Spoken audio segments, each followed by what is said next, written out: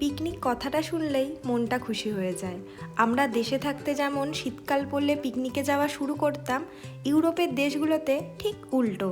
গরমকাল শুরু হলেই এখানে সবাই একে একে পিকনিক শুরু করে দেয়। কোথায় যাচ্ছি আমরা? পুরো মনে হচ্ছে জঙ্গলে কোথায় চলে এসেছি। এখানে আমরা ছাড়া কিন্তু আরও অনেকে পিকনিক করতে এসছে। জায়গাটা এতটাই বড়, হয়তো সেটা বোঝা যাচ্ছে না। সবাই ওই সাইড দেখে নিজেদের মতো করে পিকনিক শুরু করছে। আমরাও একটা ছায়া দেখে নিজেদের সেটআপ শুরু করে দিলাম। তবে আজকে কিন্তু আমাদের ওই ভাত মাংসের পিকনিক হচ্ছে না, আজকে আমরা পিকনিক করব শুধুমাত্র স্ন্যাক্সের। আমাদের পুরো কিচেন সেটআপ হয়ে গেছে, আর কিছু জিনিস কেনার আছে, ওর জন্য সুপার মার্কেটে যাওয়া হয়েছে। আর এইদিকে ব্যাডমিন্টন খেলছে।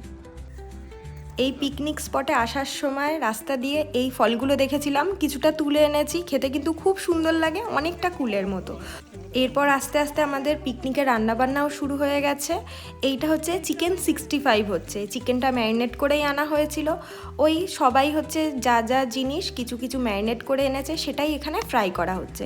সবাই মিলে আমরা রান্নাবান্না করেছিলাম, কেউ কিন্তু চুপচাপ এখানে বসে থাকিনি, কারণ পিকনিকটা আমাদের সবার ছিল।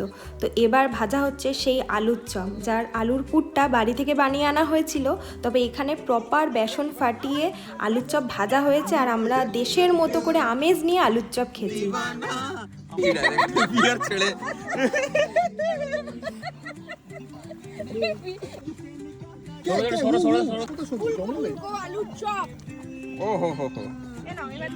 আর এই তাস খেলাটা প্রথম থেকেই ছিল। আমরা বন্ধুরা মিলে কোনো জায়গায় ঘুরতে গেলে ট্রেনের জার্নির মধ্যেও এই তাসটা ছাড়ি না।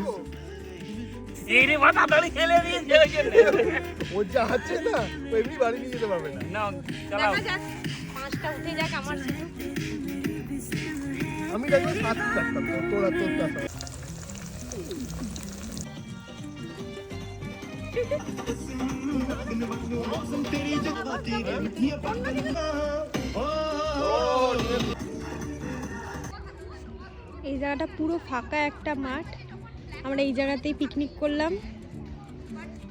এখন রাত 10টা বেজে গেছে, হয়তো বোঝা যাচ্ছে না। এখন আস্তে আস্তে সব কিছু গুটিয়ে আমরা বাড়ি যাব। অনেক বড় মাঠ, আমরা জাস্ট একটা দিকে বসে আছি। অ্যাকচুয়ালি এটা একটা বিশাল বড় একটা জঙ্গল, অ্যামস্টারডাম বস, তার একটা পার্টে আমরা এখন আছি।